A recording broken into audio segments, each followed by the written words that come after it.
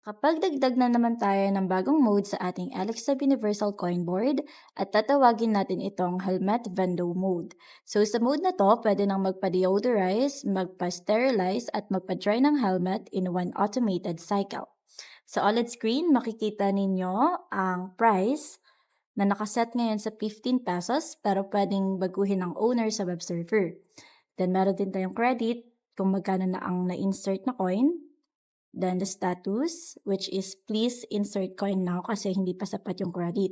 So kapag sapat ng credit, lalabas ang press start button. So try natin huli ng coin. Ayan. So meron na tayong credit na 26 pesos. So sapat na siya. So ang nakalagay na dito ay press start button.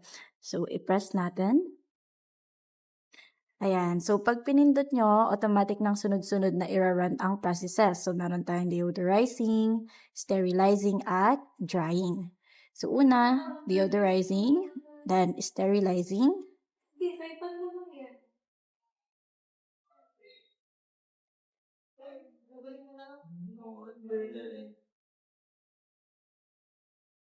Ayan, then last ay yung drying.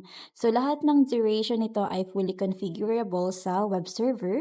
Pwede ring i-activate or pwede ring i-activate or i-deactivate ang bawat service kung gusto lang ng owner na dalawa or kahit isang process lang ang umandar.